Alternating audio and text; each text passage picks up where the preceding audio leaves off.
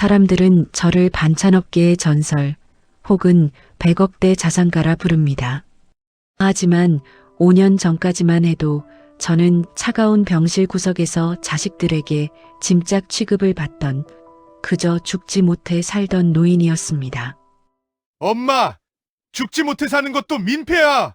병원비가 아파트 한 채 값인데 이제 그만 포기하는 게 효도 아닐까? 내 뱃속으로 나아 30년 넘게 시장 바닥에서 생선 비린내 맡아가며 키운 아들의 입에서 나온 말이었습니다. 그런데 그 절망의 순간 제 손을 잡으며 운명을 바꾼 건 핏줄이 아니었습니다. 제 아들과 이혼하겠다며 서류를 들고 온 며느리 지영이었죠. 오빠, 나도 애들 학원비 때문에 죽을 맛이야. 엄마 수술비 오빠가 좀 내면 안 돼? 오빠가 저번에 엄마 시장 건물 담보로 대출 받았잖아. 너 미쳤어? 그건 사업하다 날린 지가 언젠데? 나보고 어쩌라는 거야? 야, 정지영, 너는 왜 이제 와? 너 친정에서 빌려온다던 돈은 어떻게 됐어?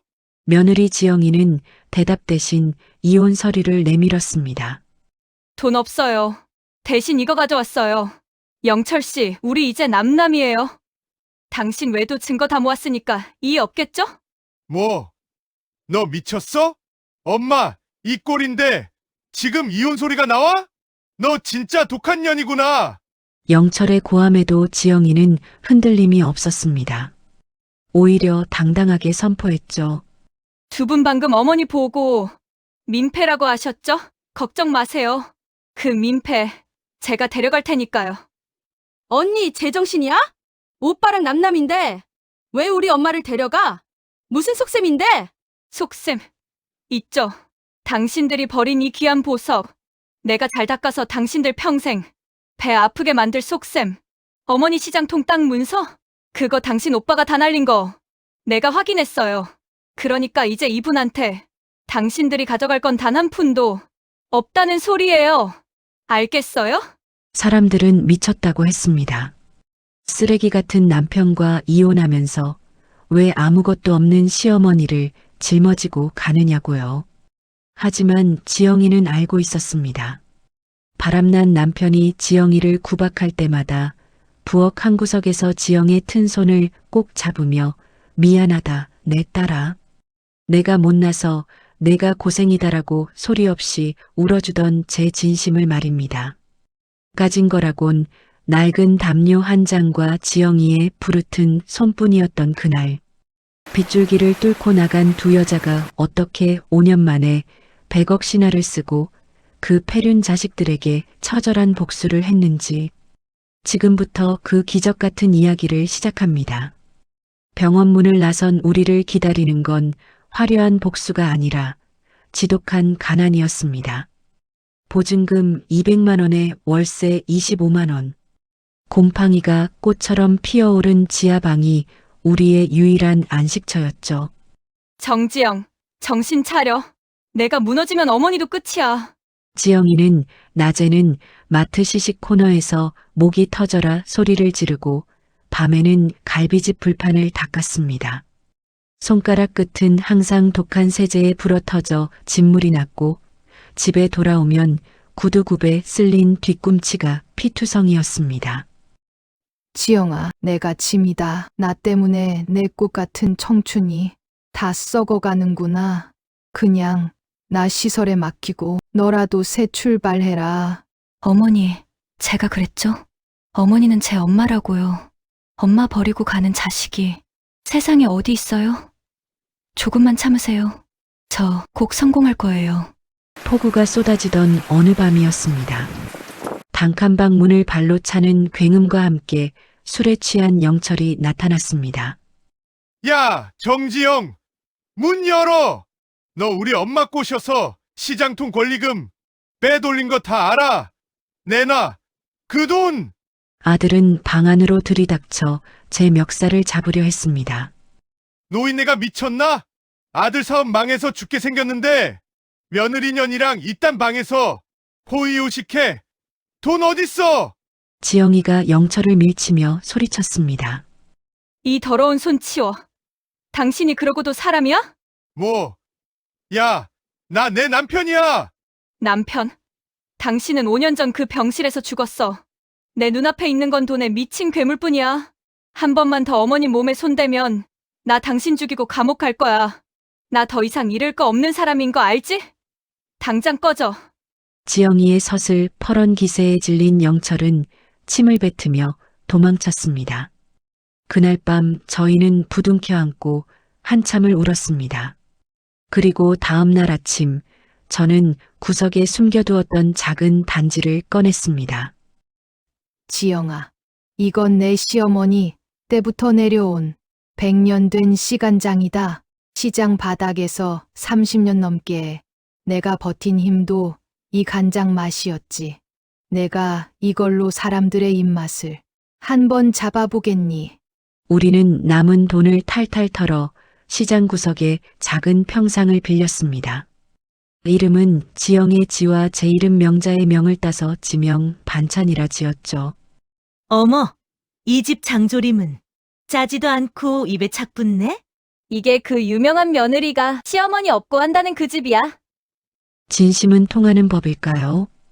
명자 씨의 깊은 손맛과 지영이의 절박함이 섞인 반찬은 순식간에 전국으로 소문이 났습니다. 1년 뒤 작은 가게를 얻었고 3년 뒤에는 우리만의 공장을 세웠습니다. 자식에게 버림받은 노모의 한을 풀어주겠다는 며느리의 오기와 그런 며느리에게 짐이 되지 않으려 뼈를 깎는 노력을 한 시어머니의 합작품이었죠. 그렇게 5년이 흘렀습니다. 5년 전 빗속을 뚫고 병원을 나섰던 두 여자는 이제 대한민국 반찬 업계를 뒤흔드는 주역이 되었습니다. 사람들은 휠체어에서 일어나 당당히 걷는 저를 보며 기적의 회장님이라 불렀죠. 하지만 이 영광스러운 자리에 초대받지 못한 불청객들이 찾아왔습니다. 이거 놓으라고! 내가 여기 회장님 외아들이야! 내 마누라가 여기 사장이라고! 이 사람아, 우리 엄마가 명자씨라고! TV에도 나왔잖아! 비켜!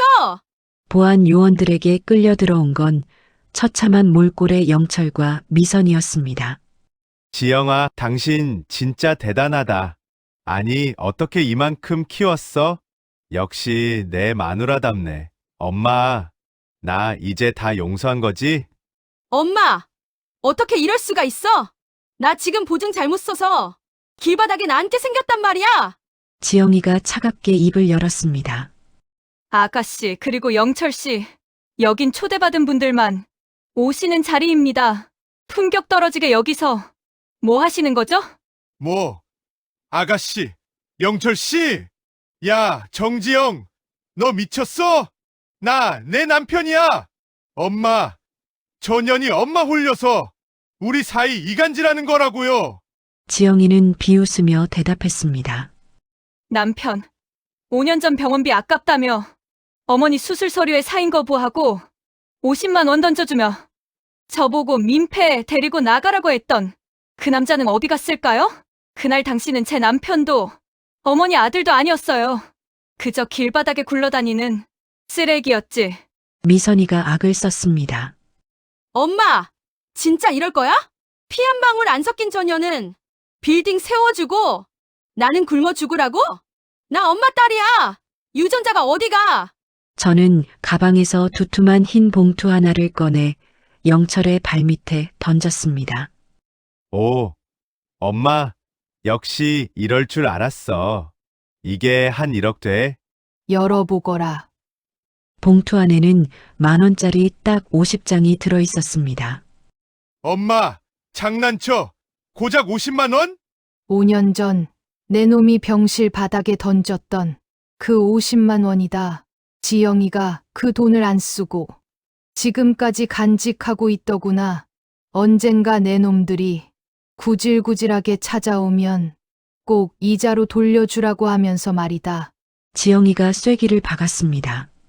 그 돈으로 국밥이나 실컷 사 드세요. 평생 그렇게 사시고요. 엄마! 정지영! 너 가만 안 둬! 저 노인네 치매라고 소문낼 거야! 절규하며 끌려나가는 그들의 뒷모습을 보며 저는 시원함보다 안도감을 느꼈습니다. 독을 뱉어내야 숨을 쉴 수 있듯이 제 인생에서 그들을 도려낸 것이 얼마나 잘한 일인지 다시 한번 깨달았으니까요. 시끄러웠던 연회장의 소음이 잦아들고 집으로 돌아온 밤. 세상은 우리를 성공한 기업가라 부르지만 제 눈엔 그저 5년 전 빗속을 함께 뚫고 왔던 가련하고도 씩씩한 내 새끼 지영이만 보입니다. 지영아, 오늘 고생 많았다. 그놈들 얼굴 보느라 속 많이 상했지? 아니에요, 어머니. 오히려 속이 다 후련한거려. 이제 정말 우리 앞길에 걸린 돌은 하나도 없으니까요. 나를 민폐라고 버린 내 뱃속 자식들도 있는데 너는 왜 그 고생을 사서 했니? 그때 나를 버리고 갔으면 너는 더 편하게 살았을 텐데. 지영이가 제 어깨에 기대어 말했습니다. 어머니, 남편이 바람 피우고 저를 사람 취급 안 할 때 부엌에서 제 손 잡고 울어주신 분은 어머니뿐이었어요. 내가 내 딸이었으면 얼마나 좋았을까 하셨던 그 말씀. 그게 저를 살게 했어요. 저한테 어머니는 이미 5년 전부터 진짜 엄마였거든요. 피 한 방울 안 섞인 지영이가 제 목숨을 구하고 제 명예를 세워주었습니다. 세상 사람들이 뭐라 해도 제 자식은 이제 지영이 하나뿐입니다. 내 뱃속으로 낳은 딸보다 100배, 1000배는 더 귀하고 고마운 사람이지요. 여러분, 사람들은 핏줄이 당긴다고들 하지만 제가 배운 진실은 다릅니다.